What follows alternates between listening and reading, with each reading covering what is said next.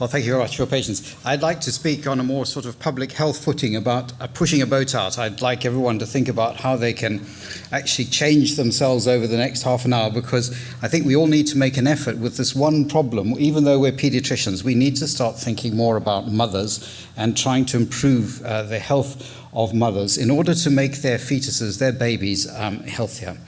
The crucial point about all of this, and I'm going to show this slide at several points during the lecture, is not to stigmatize mothers. We have learnt this lesson very soundly in the UK with breastfeeding initiatives, which have driven a lot of mothers into a difficult position. So it's very important through all of this, although a lot of problems seem to point to mothers, we must not stigmatize them in trying to make things better. Barker, who's talked about this at some length, is the man who originally linked the idea of maternal health with fetal health and adult health in later life, and he himself has become a particular fad of this issue of trying to improve things without making mothers less more worried and less happy about trying to improve the health of their babies. And at the start, I'd like to acknowledge the health from an awful lot of people and agencies in putting this sort of story together. Crucially, the most important thing, if this thing will work, is the College of Paediatrics, whose coat of arms is in the middle. We've got some Latin underneath there, which is Hereditas Dominum Fili. The Lord gives us our children is one demonstration, and I think our children and our patients are the driving force that make this such an important subject. I'd like to tell you about some demographics, followed by some maternal impacts on fetuses, some nutritional gaps that we can tackle, and what might fill those gaps. So, some demographics. The global fertility is diminishing. People are being a little bit quiet about this, but in Europe, we're only having 1.6 children per mother. In Africa, sub-Saharan Africa, everything is very different, and it's 6 to 7 children per mother, but our fertility rates are diminishing. We have low birth rates in Europe with a decline in the total population to 728 million. The story is completely different in sub-Saharan Africa, and in fact the African population will double by 2050 if it continues on its present rate. In this little box down below here are the populations of a number of countries, and that is the numbers in millions by which their population will diminish by 2050. So as you can see, Russia, China, and Japan are all going to lose substantial chunks of their population by 2050. At the same time, increasing life expectancy is something we also don't talk very much about. Children born today may well have have a realistic expectancy of living to 100 in the UK, and that's probably true of most of Europe. At the same time, some things have changed amongst our teenagers, and it came out a little bit in the first talk this morning. Teenage pregnancy has miraculously halved in the UK in the last 17 years, and we're not quite sure why, but it has. Some people blame Facebook and the Zuckerberg effect, they call it, but the fact is it has happened, and our now average age of a mother in the UK is 28 years. These features are very important if we are going to consider how to improve maternal health in the near future.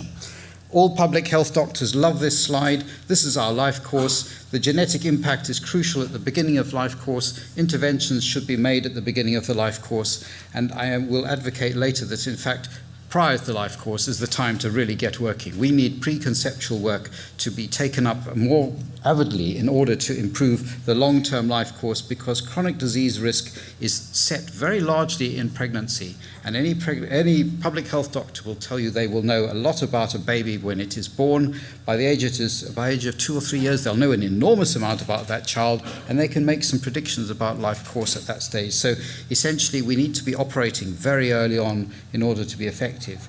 Now, what Barker has shown is that mothers can harbour, by various ways, which we'll go through in a moment, the health of their fetus, both directly and indirectly. But in fact, we must be very careful, because if we stigmatise them, we might be simplifying matters just a tiny bit. We might end up monitoring pregnant mothers excessively, and we don't want to do that. We don't want to do more blood tests. We don't want to do more investigations. We don't want to regulate, and that is another issue that has crept up with pregnancy in a number of situations. And of course, in terms of what we do know, what about the fathers and the grandparents? They have an enormous impact on the eventual health of a child, and we don't know enough about that to be very wise at present, so we must not stigmatize that mother. Mothers have of course, contribute half the genes. They contribute epigenetics. They contribute the microbiome, and we've just heard how that might or might not be important. And they contribute to the child's behavior. The problem is all condensed into a number of nutritional issues and nutritional homeostasis that I hope I can demonstrate to you later. So these succession of important inputs to a fetus will be manifest in their nutrition and nutritional homeostasis. We don't know how this works, but it is what it is. And just to show you how crucial this is a study published recently from the Gambia. This is looking at the methylation of DNA from babies born in the Gambia, and it's looking at 6 successive gene sites, and those sites are shown at the set of boxes. And the brown boxes are the methylation status or amount of methylation in the dry season, and in the wet season it changes to the green box. So here we have a demonstration that methylation in the baby is dependent on the season in which they are born in the Gambia.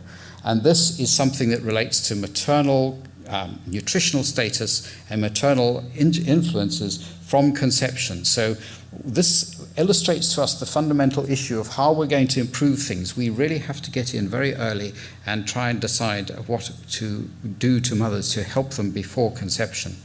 And of course, the microbiome is central to this. The microbiome modifies so many parts of metabolism. One can blame Anton van Leeuwenhoek. He's a Dutch chap on the left there. He invented the first microscope, and he made the mistake of looking at hair, and he described bacteria crawling on the hair, and he then realized that all of us are crawling with bugs. He probably didn't realize quite how many bugs we harbor, but essentially the baby's microbiome and how the baby evolves from many perspectives is crucial to what mother has, and also what the environment has. And the environment is grubby. There are bugs everywhere. Babies are quite buggy quite quickly, and as the New Yorker observed, it's a bit of a race to find out which ones are going to get into the baby first, and whether they're good ones or bad ones, winners or losers, is a subject that we know remarkably little about. So the microbiome underpins so much, and it underpins the interaction between mothers and babies at a number of levels. Now, we've heard about some of these in connection with colic, but they're relevant to many other diseases, and of course, what you'd like to know is how does mother's genome, microbiome, influence the baby's genome and how it's going to be expressed. But what we do know, for instance, bugs not only travel directly from mothers to fetus, but they also go indirectly through the breast milk, and they can go indirectly through feeding and contact. So what you would really like to know is how this is all going to happen and how we can improve it. So these are the mushy terms, but I can tell you there's malnutrition in the UK now for the following reasons. We have massive problems with maternal and infant obesity. We have high rates of neural tube defects.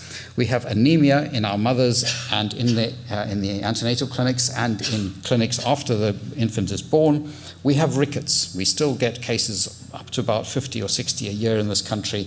We have, I have seen, and other hospitals see regularly, infantile seizures and infantile cardiomyopathy, which is secondary to vitamin D deficiency.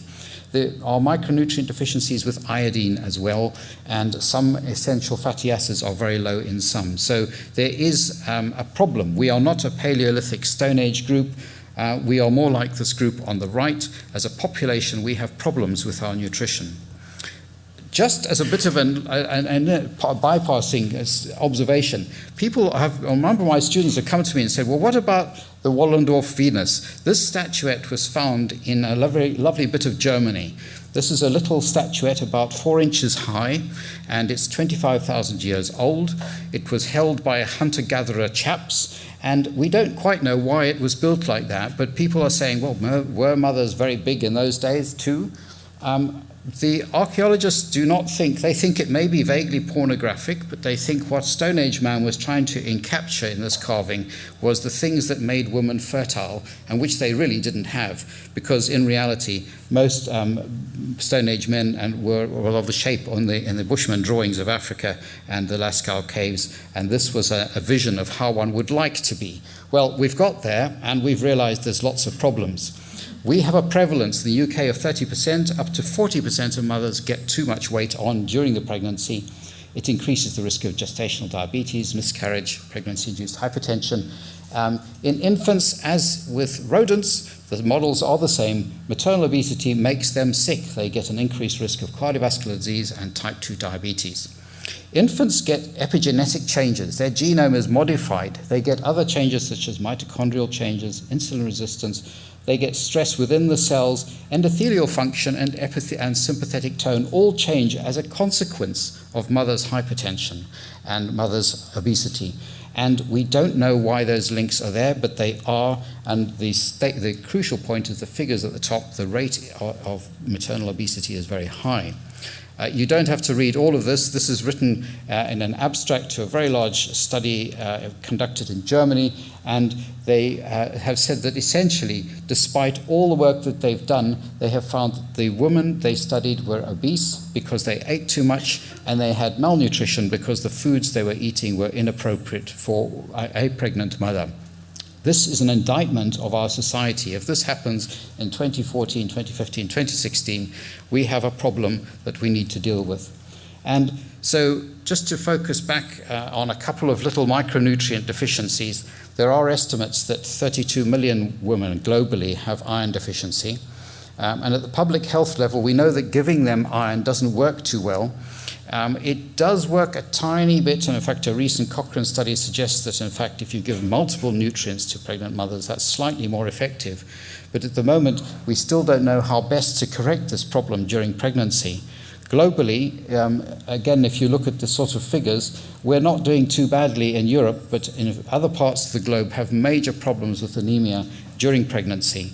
And the reason this is important is because, again, we follow the rodent model. If you are iron deficient, you have a number of factors that are affected. Your placenta doesn't form in the same way, it doesn't function in the same way. And what will happen is the growth of your infants, your fetus, will be changed. The fetus is more likely to get obese and hypertensive if the mother is anemic. So this is a problem. We often just pass it by. And I've noticed that obstetricians say, well, of course, a whole lot of our mothers are anemic, but we don't need to worry about it. But we do, because as pediatricians, we know that iron deficiency influences brain development, both in terms of neurotransmitters and myelination. And these changes may be persistent for several years. So we need to think very carefully, and the most recent Cochrane database I've cited here does suggest that multiple micronutrients, as I say, may be effective. This is a British problem. We don't supplement our flour, and many of European countries do. We know that folate levels are low, particularly in the UK. Interestingly, they're quite low in Germany as well. But we have a problem with very high rates of neural tube defects. It's a hidden problem. These all end up in terminations. Nobody talks to the mother, nobody counts them very well. But in fact, if you go through scanning records, you'll find we have higher rates here than in most parts of Europe. And we haven't been given the permission to supplement our flour by our government on the grounds that the labeling would be too complicated and that everyone has a right to take folic acid themselves anyway. So that's something one would like to talk about, but essentially it may influence quite a large number of aspects of infant health. As I've mentioned before, we're getting rickets in the UK. In West London, we found something very interesting by going to the people who took the x-rays, because it turns out that there's even more cases of rickets than we know. This is a little person, there's an x-ray there, as you can see, of somebody who suffered a fracture of his femur, and subsequently on the x-ray, the comment was, this child's also got rickets. Did anybody know? And it turns out that because our NHS is so very, very efficient, the GPs are ordering the x-rays, having the diagnosis of rickets told to them, and then managing the patients themselves. These children are not even coming into hospital. So we don't quite know how many cases there are, and we know that there's quite a lot of them. So the other set of data we have in England, we have a National Dietary Nutrition Service, survey, that's the NDNS, and that shows that our vitamin D intake in this country is very low, and as you can see, there's never enough sunshine that works. So essentially, vitamin D is a big problem. Now, we have all sorts of programs in this country, and we've had recent recommendations from our nutrition committee, SACN, but despite that, we have this issue. So clearly, getting maternal health better is not quite as easy as you might think. And we've been carrying on in many different ways for many years, since 2002 when I first got interested in vitamin D. And what this graph shows, the different colored bars are from different years, and essentially the pattern of that graph has not changed. What we did initially, we got very unhappy about the whole problem, and that diminished the number of samples being done. So the frequency on the y-axis fell down. But it's still the case that if you take 50 as the lower level of normality, about a third of our population of mothers that get sampled is deficient in vitamin D. Insufficient, and 10 to 20% is deficient. The problem persists, and very interestingly, if you do the geography, I think we need to beat ourselves up. The green points are the places that prescribe the most vitamin D in this particular borough of London. The yellow points are the GP practices that do the most blood tests for vitamin D in this borough of London. The red spots are where the children lived who got the hypocalcemic seizures. So clearly, GPs in the East End are quite good, east part of London or east part of this borough. On the west side, they were less interested in those situations. And so we've also found by doing this sort of work that, in fact, some doctors are much more interested in maternal health than others. You can see 2 German surveys recently commented there was a problem there. British studies, again with our nutrition survey, suggest that about 20% of our mothers are a bit short of iodine. We always think iodine is not a problem because Britain used to be under a sea, but in fact when you put crops across land successively, you remove iodine from the soil, and in fact a lot of iodine deficiency is creeping in because our soils are now deficient, and we don't use iodized salt in this country very much. It's a voluntary thing again, and not many mothers take it. So this is another issue because iodine will lead to problems with neurological deficiencies. Globally, the problem is really quite severe in those areas that are purple or dark purple, and as you can see, the UK falls into that. The adequate folks are in grey, so most of Europe seems to feature fairly reasonably on the global deficiencies index from WHO. And finally, the one other micronutrient I'd like to tell you about is omega-3 fatty acids. There's no recommended daily intake for these, but we know that some populations don't eat much omega-3 fatty acid. It comes in nuts, it comes in fish, and it comes in foods that are quite expensive and difficult to access for many mothers. They are very important substances for neurological development, and we know that the fetus accumulates omega-3s very quickly in the 3rd trimester. So essentially they do play a role in neurological development, and because of that, both our European legislation and the American recommends they be put into formula milks. This is the map of global omega-3 intakes, and the bad guys are in red. So the whole of the US and certainly the whole of the UK and parts of Europe look as though they really don't eat enough oily fish. So in summary, you could do a deficiency dashboard. You've got a steroid hormone down the bottom, vitamin D. You've got a fatty acid. You've got folate. You've got ferric, iron and iodine. This is quite serious, isn't it? If you put those all together and you have a deficiency in all, what is going to happen? And also, do these deficiencies interact? And how can they contribute, or how do they interact in terms of other studies that one might do? So if, for instance, one is studying iron and folic acid, do the levels of vitamin D have any input? Or if one's studying omega fatty acids, what about the level of vitamin D in these children? And I think we need to be a little bit more rigorous in quite a lot of our studies in future in terms of nutrition because of this multiple contribution that they put. And I don't know, and no one has managed to estimate how big these confounding effects might be. And again, despite all of those, we must be careful not to stigmatize our mother. And as has come out in the first presentations this morning in the Grand Hall, essentially mothers most at risk are not always easy to find or easy to treat because they will have they tend to have a certain set of socioeconomic situations, and they may have mental health issues as well, partly because of these nutritional issues. And so in terms of the inputs, a number of agencies, charities in this country have got together to try and improve mental health.